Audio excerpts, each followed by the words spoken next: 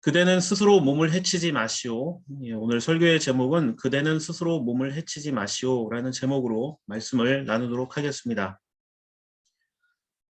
이솝우화의 수탉과 도둑 이야기가 있습니다. 수탉과 도둑 이야기. 예, 도둑들이 물건을 훔치러 어느 집에 들어갔는데 훔칠 만한 게 없었다고 합니다. 그런데 그 집에 그나마 훔쳐갈 만한 게 있었는데 바로 수탉 한 마리였습니다. 그래서 이 도둑들은 수탉을 들고 이제 도망쳐서 요리를 하려고 하는데 수탉이 죽게 되었잖아요. 그래서 자기를 살려달라고 애원을 합니다. 자, 도둑이 널 죽이겠다 이렇게 하니까 수탉이 제발 살려달라.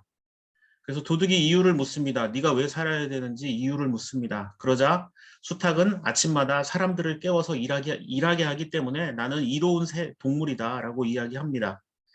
그런데 도둑은 수탉의 이 이야기를 듣고 그래서 넌 죽어야 돼 이렇게 말합니다. 그래서 왜 죽어야 하냐고 물으니까 네가 사람들을 깨워서 우리가 하는 일을 방해하기 때문이다 이렇게 이야기했다는 겁니다. 자, 이런 이야기를 들으면 어떤 생각이 드십니까? 우화입니다. 우화. 어떤 교훈을 주는 이야기죠. 이걸 보면서 수탉이 불쌍하다. 남의 것을 훔친 도둑 나쁘다. 이런 거는 아주 단편적인, 그냥 문자적인 그런 교훈일 뿐이고요. 어떤 사람은, 야, 수탉이 말을 하면 그게 더 쓸모 있을 것 같지 않냐? 이렇게 농담처럼 이야기하시는 분도 있는데, 이야기의 교훈은 간단합니다. 수탉의 입장에서는 살아야 하는 이유, 사람을 깨우는 거죠. 그런데 도둑의 입장에서는 사람을 깨우는 것이야말로 수탉이 죽어야 하는 이유가 됩니다. 똑같은 일인데 누구는 살아야 하고 누구는 죽어야만 한다. 그래서 한쪽 편만 들거나 나의 입장만을 주장하지 말아야 한다는 교훈을 얻게 됩니다. 그럼에도 불구하고 인간은 너무나 편파적이고 자기 중심적으로밖에 살아가지 않습니다. 창세기 11장엔 바벨탑 이야기가 등장합니다. 제가 어려서 본 영화 중에 바벨탑 꼭대기에 있던 어떤 높은 사람이 왕이었는지는 잘 모르겠지만 하늘을 향해서 비웃으면서 화살을 하나 쏘는 장면을 보았습니다. 그러자 갑자기 하늘에서 천둥번개가 치더니 많은 사람들이 싸우다가 흩어지는 장면이 나왔습니다. 그래서 저도 어려서 한동안 하늘에서 천둥번개가 치면 하나님이 벌 주시나 보다. 그래서 무서워했던 기억이 있습니다. 그런데 여러분 이상하지 않습니까? 창세기 11장에 등장하는 이 바벨탑을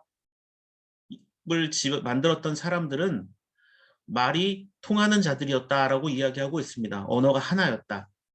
그런데 이 말이 통하는 사람들끼리 모여서 힘을 모아서 도시를 세우고 높은 탑을 세우는 게 왜 잘못된 것일까요? 왜 하나님은 바벨탑을 만든 사람들을 흩어버리셨을까요? 그들의 근본적인 문제점이 창세기 11장 3절과 4절에 등장합니다. 3절과 4절 보면 그들은 서로 말하였다. 자, 벽돌을 빚어서 단단하게 구워내자. 어, 사람들은 돌 대신에 벽돌을 쓰고 흙 대신에 역청을 썼다. 그들은 또 말하였다. 자, 도시를 세우고 그 안에 탑을 쌓고서 탑 꼭대기가 하늘에 닿게 하여 우리의 이름을 날리고 온 땅 위에 흩어지지 않게 하자. 잘 보십시오. 철저하게 하나님과 상관없는 삶을 살아가기 시작하는 걸 볼 수 있습니다. 자, 돌, 그리고 흙, 이런 것들은 서로 비교가 되는 재료들입니다. 돌과 벽돌, 흙과 역청. 자연에서 얻는 재료이긴 하지만 그것을 사람이 더 가공하는 모습들. 어떻게 보면 과학과 기술 문명이 발달하는 것처럼 보이죠. 그걸로 도시를 만들고 탑을 만들기 시작합니다. 그런데 하늘까지 올리자 이렇게 이야기합니다. 탐욕과 욕망이 끝이 없음을 보여줍니다. 그런데 그 탑을 만들면서 두 가지 목적을 이야기하죠. 4절 말씀을 보면 우리의 이름을 날리고 그러니까 유명해지자는 겁니다. 그리고 흩어지지 말자. 이게 인간의 어리석음입니다. 사람들은 자신의 이름이 드러나는 것을 굉장히 좋아합니다. 그래서 고대 사회에서부터 원시 시대부터 동굴 벽화나 이런 곳에 자기 이름이나 자기의 모습들을 그려넣기도 합니다. 지금도 유명한 관광지나 이런 곳에 가면 오래전에 우리들의 조상이 돌이나 나무에 새겨놓은 자신들의 이름, 시 이런 것들을 볼 수가 있습니다. 사람들은 어떻게든 자기의 흔적 또는 자신의 명예를 드러내려고 합니다. 또 많이 모아서 무언가 해보려는 이런 획일주의의 망령에 사로잡혀 있었던 것을 보게 됩니다. 인간의 존재 목적은 나만을 위한 인생이 아니라 누군가를 위한 인생, 즉 서로의 필요, 부족함을 채워주고 연약한 이들을 돌보기 위해 흩어지는 것이어야 한다는 점입니다. 주님의 지상 명령이라 할 수 있는 마태복음 28장 19절 20절 말씀은 이렇습니다. 그러므로 너희는 가서 모든 민족을 제자로 삼아 아버지와 아들과 성령의 이름으로 세례를 주고 내가 너희에게 명령한 모든 것을 그들에게 가르쳐 지키게 하여라. 보아라, 내가 세상 끝날까지 항상 너희와 함께 있을 것이다. 자, 창세기 말씀에도 명령하신 것은 생육하고 번성하여 땅에 충만하라. 땅에 채워지기 위해선 흩어져야 되죠. 그런데 바벨탑 사건의 사람들은 흩어지지 않고 모였다가 하나님의 징계로 흩어졌습니다. 자, 마태복음에서 예수님께서도 너희들은 흩어져라 이렇게 말씀하셨습니다. 그래서 이 지상 명령의 첫 과제가 무엇이었습니까? 19절 전반부를 보시면 가라 이렇게 말씀하고 있습니다. 가라는 겁니다. 자, 사도행전 1장 8절 말씀에서도 이렇게 말하죠. 그러나 성령이 너희에게 내리시면 너희는 능력을 받고 예루살렘과 온 유대와 사마리아에서 그리고 마침내 땅끝에까지 이르러 내 증인이 될 것이다. 이렇게 말씀하셨습니다. 그런데 사람들이 흩어지지 않고 사도행전 8장 1절에서 여전히 예루살렘에 모여 있으니까 그들을 박해 가운데서 흩어지게 하시면서 역시 말씀하셨던 대로 예루살렘과 온 유대와 사마리아와 여러 곳으로 사람들이 흩어져 가게 만들었다는 점입니다. 자, 사도행전 1장 8절에서 성령은 힘으로 묘사되고 있습니다. 하나님께서 주시는 힘으로 내 마음에 드는 곳에서 내가 좋아하고 날 불편하지 않게 하는 사람들이랑 그들 그렇게 기분 좋게 모여서 즐겁게 살아라 이렇게 말씀하지 않습니다. 나의 기대와 다른 환경, 또 내가 만나고 싶어 하지 않는 사람이라 할지라도 어디든지 주님께서 보내시는 곳이면 가야 한다는 점입니다. 그렇기 때문에 신앙인에게 부족함이란 부끄러움이 아닙니다. 도리어 부족함은 하나님과 이웃사랑의 통로가 될 수 있다는 점입니다. 명예욕과 획일주의의 구도 속에서도 부족함은 약점과 부끄러움이지만 사랑의 관계 속에서 부족함은 서로를 묶어주는 힘이 될 수 있습니다. 물론 신앙인의 하나됨은 언제나 그리스도를 중심으로 모일 때에만 가장 가치가 있는 것이 됩니다. 사람이 잘해서 사람이 부각되는 것은 결코 바른 교회 공동체의 모습이 될 수 없다는 점입니다. 네덜란드 신학자 바빙크는 이 개혁파 교의학이라는 책에서 인간의 존재에 대해서 이런 설명을 합니다. 주목할 만한 사실은 성경이 결코 사람을 종교적 진리에 대한 인식의 원천과 기준으로 인정하지 않는다는 것이다. 무슨 얘기입니까? 성경은 사람을 진리로 삼지도 않고 어떤 판단의 근거로 삼지도 않는다는 겁니다. 어떻게 그럴 수 있겠는가? 우리는 날 때부터 소경된 자이고 우리 마음의 생각은 부패해 있다. 객관적 진리가 신앙에 의해 개인에게 수용된 이후에도 그 신앙은 샘처럼 생명의 물을 자체적으로 내보내는 것이 아니라 다만 수로처럼 다른 근원에서 나오는 물을 우리에게 전달할 뿐이다. 굉장히 중요한 이야기죠. 인간은 진리에 대한 기준이 될 수 없을 뿐더러 심지어 예수 그리스도를 믿고 신앙생활을 한다 할지라도 그들 속에서 무언가가 넘쳐나지 않고 오직 외부로부터 들어오는 어떤 은혜가 있어야만 우리는 살아갈 수 있다는 겁니다. 인간은 진리가 될 수 없다. 기준이 될 수 없다. 그래서 완벽한 인간, 흠이 없는 인간, 무결점의 사람이란 존재하지 않습니다. 우리는 태어나면서부터 자기밖에 모르고 죄 가운데 살다가 그렇게 죽을 수밖에 없는 운명이었습니다. 그럼에도 불구하고 주님은 우리를 사랑하시고 죄 가운데서 구원해 주시기 위해 이 땅에 오셔서 십자가에 죽으시고 무덤 가운데 3일 만에 부활하셨다는 점입니다. 오늘 두 번째 본문인 요한계시록 22장 12절 13절은 이렇게 말합니다. 보아라, 내가 곧 가겠다. 나는 각 사람에게 그 행위대로 갚아주려고 상을 가지고 간다. 나는 알파며 오메가, 곧 처음이며 마지막이요 시작이며 끝이다. 자, 주님은 어떤 분이라고 나옵니까? 우리에게 상을 주시는 분이다 이렇게 말합니다. 상. 이 상이라는 말 대신에 위로 또는 위안 이런 말을 넣어도 무방하다고 생각합니다. 우리에게 진정한 위로를 주실 수 있는 분, 우리에게 평안을 주시는 분, 우리에게 위안이 될 수 있는 분은 그리고 처음과 끝 모든 곳에서 위로가 될 수 있는 분은 오직 예수 그리스도 한 분밖에 없다는 것입니다. 그 주님께서는 내가 너희에게 상을 주겠다, 위로하겠다, 평안을 주노라, 염려하지 마라 이렇게 말로만 하시는 분이 아니다라는 점입니다. 오늘 세 번째 본문인 요한복음 17장 20절과 26절에서 주님은 우리를 위해 기도하는 모습을 보여주고 계십니다. 21절과 22절 말씀을 보면 주님은 우리의 하나됨을 위해 기도하고 계십니다. 작은 시내가 모여서 강을 이루고 마침내 바다가 되는 것처럼 우리의 삶은 언제나 그리스도에게로 흘러가는 것이어야 합니다. 우리의 지향점은 언제나 높은 곳에서 낮은 곳으로 물이 흐르듯 우리 인생의 모든 목표와 지향점은 그리스도에게로 향해야 한다는 점입니다. 그렇게 자기를 비울 수 있는 사람이야말로 더 큰 하나님의 사람이 될 수 있습니다. 주님은 하나님의 뜻을 이루기 위해 끊임없이 자기 부인의 길을 걸으셨습니다. 누군가에게 자기의 뜻만 관철시키려고 고집을 부린다면 관계는 어그러질 수밖에 없습니다. 그런데 22절에서 주님은 좀 어려운 듯한 이야기를 하시는 것처럼 보입니다. 나는 아버지께서 내게 주신 영광을 그들에게도 주었습니다. 이 부분인데요. 자, 성경 말씀을 잘 보시면 예수님의 인생을 그냥 객관적으로 신앙이 없는 눈으로 바라보았을 때 성공한 인생이다, 행복한 인생이다, 뭐 부자로 살았다 이런 것들을 발견할 수가 없습니다. 주님은 목수 집안에서 살다가 십자가에서 죽으셨습니다. 이것만 보면 분명 실패한 인생처럼 보입니다. 그런데 그걸 영광이라고 말하고 심지어 우리에게도 주셨다 이렇게 말합니다. 그렇다면 주님이 말씀하시는 영광이란 세상의 가치로 평가할 수 있는 무언가가 돼서는 안 된다라는 점입니다. 세상 사람들이 야 이건 좋다, 야 이거는 행복한 것이다, 이거는 다 가짜라고 이야기하는 것은 우리에게 영광이 안 될 수도 있다는 것입니다. 주님이 말씀하시는 영광은 세상의 가치로 평가할 수 없는 무엇인가가 되어야 한다는 점입니다.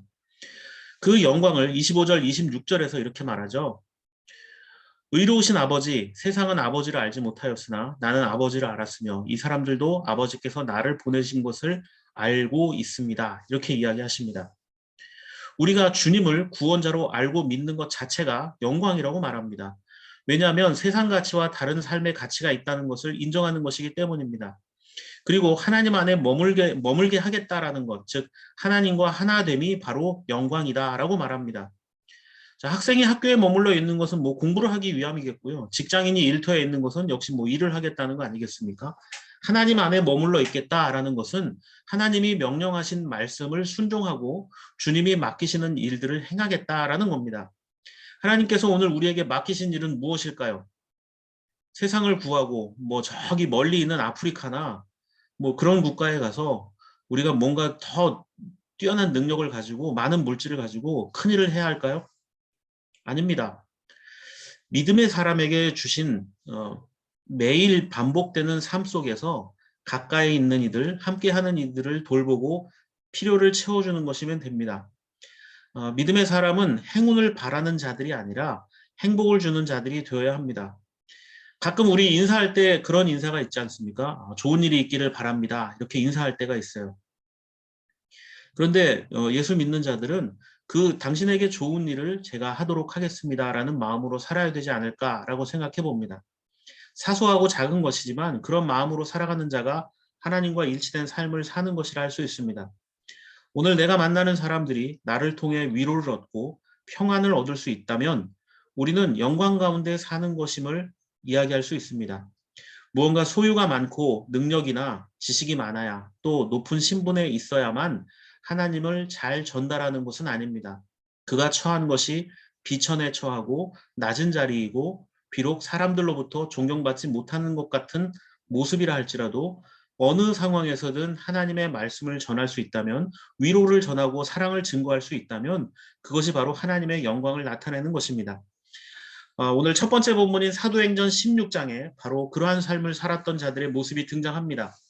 사도행전 16장 16절과 34절에 바울과 실라라는 이 두 사람의 이야기가 등장하는데 이 사람들은 빌립보 감옥에 갇혀 있었습니다. 그들은 그곳에서 하나님을 전하게 되는 사연을 이야기하게 되는데 왜 감옥에 갇히게 되었냐면 사도행전 16장 16절에서 18절 말씀을 보면 귀신에 사로잡혀 있던 여인을 치유해 준 것으로 인해서 미움을 받았습니다. 귀신에 사로잡혀 있던 여인이 예언도 하고 뭐 하는 이 모습들 때문에 이 여인을 통해서 돈을 벌던 자들이 이 여인이 이제 귀신이 떠나가니까 예언도 안 되고 그런 어떤 신비한 일을 못 하잖아요. 그러니까 돈벌이가 사라진 겁니다. 그것으로 인해서 사람들이 미워하기 시작한 거예요. 그래서 바울과 실라를 무고죄로 감옥에 가두게 됩니다. 자, 로마 시대에는 감옥에 들어갈 때 그냥 들어가는 게 아닙니다. 모함과 매질을 억울하게 당해야 했습니다. 23절 말씀을 보면 어, 그래서 이 명령을 받은 부하들이 그들에게 매질을 어떻게 한지 많이 한 뒤 감옥에 가두고 간수들에게 그들을 단단히 지키라고 명령하였다. 이렇게 되어 있습니다.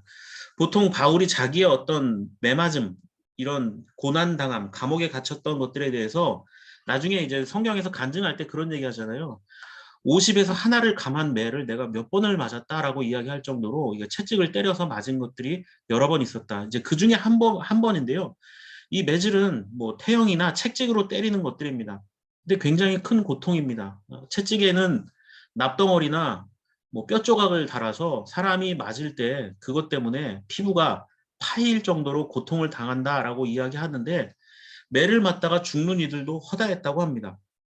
그나마 바울은 로마 시민권이 있었기 때문에 그렇게 뭐덜 고통 당하는 것처럼 보였지만 잘 모르는 사람들은 뭐 바울이야말로 이 사람이 사라져야 우리의 어떤 수입, 돈을 벌 수 있게 하는 그런 것에서부터 이 사람이 사라져야지 이 사람 계속 있으면 우리는 이러다가 쫄딱 망한다라는 생각 때문에 정말 악착같이 어떻게든 바울을 감옥에다 집어넣으려 했고 그들이 죽기를 원했습니다. 그래서 바울도 그런 고난 가운데 빠지게 되고 이 감옥에 갇혀있게 되었습니다. 22절에 따르면 매질을 할 때에는 더 상처를 입히기 위해서 옷을 벗기고 매질을 했습니다. 그러니까 아마 피투성이가 되었을 겁니다. 그리고 24절에는 착고까지 채웠다. 그리고 간수가 도망가지 못하도록 그들을 지키고 있었다. 자, 24절에 착고를 차고 있었다 이렇게 돼요. 착고. 이 착고라는 말은요. 죄를 지은 사람이 도망가지 못하거나 그냥 몸을 힘들고 불편하게 만드는 형벌 도구입니다. 그래서 손에는 쇠로 만든 쇠사슬을 채우고 발에는 나무로 만든 이런 형태의 착고를 채우게 됩니다. 자, 매를 실컷 맞고 이렇게 착고까지 차고 있으면 이 사람은 그냥 약한 사람들은 그냥 죽습니다. 그렇게 있다가. 이걸 차고 있으면 감옥에 들어가 있으면 불편한 정도가 아니라 발을 자르고 싶을 정도로 고통스럽다라고 이야기합니다. 그러니까 화장실도 안 돼요. 그냥 그 자리에서 용변도 보게 되어 있습니다. 자, 이렇게 억울하고 고통스러운 밤, 이 바울과 실라는 무엇을 했을까요? 그곳에서 기도와 찬양을 했다라고 성경은 기록되어 있습니다. 25절과 26절을 보면 그들이 기도하고 찬양할 때 죄수들이 듣고 있죠. 25절에. 그런데 26절에 놀라운 일이 벌어집니다. 그때 갑자기 큰 지진이 일어나서 감옥의 터전이 흔들렸다. 그리고 곧 문이 모두 열리고 모든 죄수의 수갑이며 착고가 풀렸다. 자, 문장을 잘 읽어보십시오. 감옥이 흔들리면서 문이 열렸죠. 감옥 문이 열렸죠. 그리고 죄수들을 조여매고 있던 그들의 수갑과 착고가 다 풀렸다. 자, 여기까지 이렇게 대충 읽으면 아, 죄수들이 다 도망갔나 보다 이렇게 착각할 수 있어요. 근데 죄수들은 아무도 도망가지 않았습니다. 또 기도와 찬양이 지진과 무슨 상관이 있는지는 잘 모릅니다. 이게 뭐 우연의 일치일 수도 있고 하나님께서 일으키신 섭리일 수도 있습니다.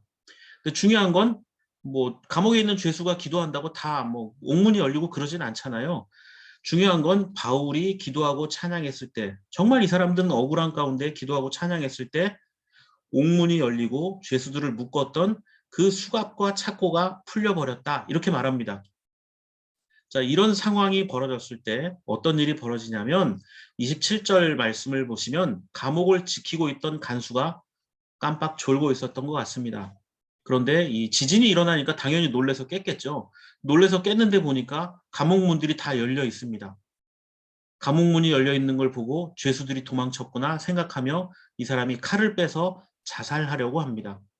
그런데 28절에 바울이 외칩니다. 몸을 해치지 마시오. 우리가 모두 그대로 있소 라고 이야기합니다. 자, 모두 그대로 있소라는 것은 지금 감옥 안에 있는 그 어떤 죄수도 단 한 사람도 나가지 않았으니 당신 목숨을 스스로 거두지 마라 이렇게 이야기하고 있는 겁니다. 자, 간수는 그 말을 듣고 등불을 들고 급히 확인을 해보기 위해서 뛰어 들어갑니다. 그리고 죄수들이 모두 그대로 있는 것을 확인한 간수는 아마 안도의 한숨을 쉬며 털썩 주저앉았을지도 모릅니다. 그래서 29절 말씀에는 바울과 실라 앞에 엎드렸다, 또는 개역개정 성경에는 부복, 엎드렸다. 그래서 이 한간의 혹자들은 바울과 실라 앞에 이 간수가 믿음이 생겨서 무릎을 꿇고 하나님의 어떤 강권의심에 따라 신앙의 길로 들어가기 시작했다라고 생각하는데, 저는 그렇게 보지 않습니다. 이 엎드렸다라는 헬라어 단어는요, 엎드린다는 뜻 외에도 떨어지다, 굽히다 이런 뜻이 있습니다. 그러니까 엎드렸다. 이거는 뭐 자기가 어떤 기도를 하거나 존경이나 예의를 표하기 위해서 할 때는 엎드렸다, 굽혔다라고 표현할 수 있겠지만, 지금 이 간수의 행동은 그렇게 그들을 뭐 존경하거나 경배하기 위해서 엎드린 게 아니라 뭐죠? 너무 충격받고 지금 그 죄수들이 다 도망간 줄 알았다가 이제 목숨 걸릴 일이잖아요. 그런데 죄수들이 그대로 다 감옥 안에 남아있는 걸 확인하고 맥이 빠진 겁니다. 그래서 그 바울과 실라 앞에 털썩 주저앉게 된 겁니다. 힘이 없으니까 그냥 주저앉은 겁니다. 아 하면서 주저앉은 거죠. 그리고 정신을 차리고 묻습니다. 30절을 보십시오. 그리고 그들을 바깥으로 데리고 나가서 물었다. 두 분 사도님, 내가 어떻게 해야 구원을 얻을 수 있겠습니까? 뭐 다른 성경에서는 선생님이라고 표현을 하기도 합니다. 죄인을 향해서 선생님 또는 사도님 이렇게 이야기한다? 예, 그럴 수 없죠. 뭔가 지금 이 간수에게 신경의 변화가 생겼다라고 볼 수 있겠죠. 그래서 죄수들이 도망가지도 않았고 감옥이 다 열려 있는데 자살하려고 했던 자신을 어떻게 보면 살려준 이 바울과 실라에게 어떻게 해야 구원을 얻을 수 있는지를 묻습니다. 자, 간수가 두 사도에게 물었던 이 질문, 내가 어떻게 해야 구원을 얻을 수 있습니까? 라는 이 말은요, 종교적인 물음이 아닙니다. 그러니까 예수님 믿고 싶어요, 이런 얘기가 아니에요. 오해하시면 안 됩니다. 두 분 사도님, 내가 어떻게 해야 구원을 얻을 수 있습니까? 이 이야기의 배경을 한번 생각해 보십시오. 상황을 한번 여러분 잘 생각해 보세요. 지금 감옥 문이 열렸잖아요. 그리고 죄수들은 손과 발이 자유롭죠. 감옥을 지키는 사람은 자신을 포함해서 몇 명 되지 않습니다. 이 죄수들이 죽기 살기로 목숨을 걸고 도망가기 위해서 자신들에게 덤비면 자신은 자살이 아니라 아마 맞아 죽을지도 모릅니다. 그런데 아무 일도 일어나지 않은 겁니다. 그러니 간수에게 이 모든 상황이 놀라운 일 아닙니까? 정말 이상한 상황이겠죠. 무섭기도 하고, 이 사람들이 갑자기 나를 공격하면 어떡하지? 굉장히 복잡한 심경이었을 겁니다. 그러면서 든 생각은 아무래도 도대체 이 사람들은 무엇 때문에 도망가지도 않고 여기서 이러면서 내가 죽으려 했을 때 나를 살렸을까? 매를 맞고 착고까지 채워진 죄인이라면 당연히 도망을 치거나 나를 공격할 텐데, 이 사람들 정말 죄를 지은 게 맞을까? 이 간수는 아마도 이런 두려움과 염려 속에서 진지하게 이 사람들이 이렇게 사는 이유가 뭘까? 그렇다면 나는 잘 살고 있는 것일까? 자신의 어떤 삶을 한번 돌아보지 않았을까라는 생각을 해보게 됩니다. 그러면서 어떻게 해야 구원을 얻을까? 근데 이게 종교적 질문이 아니었다고 제가 말씀드렸죠. 왜냐하면 이 30절에 이 간수가 사용한 구원이라는 단어는 아조라는 단어를 쓰는데, 구원하다, 예, 종교적으로 하나님께서 우리를 구원하셨습니다 할 때 그 구원이란 단어로도 쓰이지만 잘한다라는 뜻도 있고 보호한다 또는 구조한다라는 뜻도 있습니다. 그러니까 뭐냐면 지금 감옥이 파괴되어서 이 옥문이 열려서 지금 어떻게 할 수도 없고 죄수들도 다 풀려버린 이 상황, 뭐 어쨌거나 내일 날이 밝아서 이런 상황들을 보면 어쨌거나 나는 지금 뭐 어떤 징계를 받을지도 모르는데, 뭐 그리고 지금 당장 이 죄수들이 마음이 갑자기 변해서 다 도망치거나 할지도 모르는데 내가 지금 어떻게 해야 잘하는 게 될 것인가? 예, 그것에 대한 염려가 있었을 거라는 점입니다. 그래서 간수는 지금 어떻게 해야 될 것인가? 당신들도 좀 의심스러워서 내가 감옥에 이렇게 다시 가두고 싶은데 수갑 채우고 이러면 당신들 분명히 싫어할지 않을까 하면서 이게 좀, 여러분 그러지 않겠어요? 지금 뭔가 걱정된단 말이에요. 상황 자체가. 그러니까 구원이란 말을 저는 어떻게 해야 잘 살까요? 어떻게 해야 이게 잘 해결될까요? 라는 물음으로 바꿔도 무방하다라고 저는 생각합니다. 자, 간수의 이 질문, 어떻게 해야 내가 잘 사는 인생이 될 것인가? 사람들은 행복하게 잘 살고 싶습니다. 그런데 그 방법 알고 있습니까? 우스갯소리로 이렇게 생각할 수도 있어요. 간수는 그래도 교정직 공무원이라 직업이 없는 백수보다 나은 거 아니냐라고 생각할 수도 있습니다. 뭐 그런 얘기는 이제 완전히 시대를 잘못 보고 이야기하는 거겠죠. 그 당시의 간수와 지금의 어떤 교정직 공무원은 완전히 다른 위치죠. 또 돈이 많으면 잘 될까요? 권력이 있으면 잘 될까요? 예, 돈이 있으면 잘 될 가능성이 높다라고 많이들 이야기하지만 실제로 그렇지도 않은 것을 우리는 너무 많이 보게 됩니다. 간수의 질문에 바울과 실라가 딱 한마디를 하죠. 주 예수를 믿으시오. 그리하면 그대와 그대의 집안이 구원을 얻을 것입니다. 바울과 실라는 지금 매를 맞아서 피투성이가 된 주 예수의 모습으로, 그리고 옷도 찢겨서 벗겨진 모습으로 이 간수에게 이야기합니다.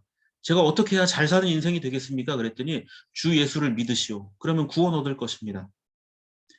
그러니까 예수 믿어라. 그래야 네 인생이 잘 되는 인생이 될 것이다. 지금 이렇게 이야기하는데 바울과 실라는 지금 피투성이에 아마 뭐 얼굴도 맞아서 엉망일 거고 몸에는 막 피멍이 들어있을 거고 옷도 안 입어서 막 누더기가 된 상태에서 이런 얘기를 하면 여러분 이게 말이 설득력이 있겠어요?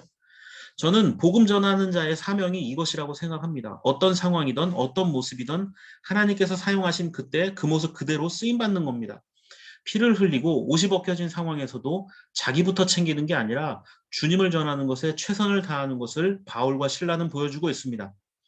그리고 33절, 34절을 보면 스스로 목숨을 끊으려 했던 간수는 복음을 듣고 그제서야 뭘 합니까? 바울 일행의 상처를 씻어줍니다. 그리고 그곳에서 온 가족이 세례를 받습니다. 저는 이걸 보면서 예수 그리스도의 그 상처와 고통이 결국 우리의 구원에 다다른 것처럼 바울도 드디어 주님의 모습처럼 누군가에게 주님의 사랑을 증거하는 자의 모습으로 완벽하게 변화된 것을 보게 됩니다. 스스로 몸을 해치려 했던 자가 다른 이들의 상처를 씻어주는 자의 삶으로 변화되었다. 자, 우리의 인생을 통해서 누군가에게 예수를 증거하고 그에게 위로를 주고 변화되게 할 수 있다면 저는 그것이 바로 하나님께 영광을 드리는 것이다 라고 생각을 합니다. 우리의 삶이 혹시 감옥에 갇힌 것처럼 절망적인 상황이라 할지라도 나를 위해 기도하시고 함께 하시는 주님이 있다는 사실을 잊지 마시기 바랍니다.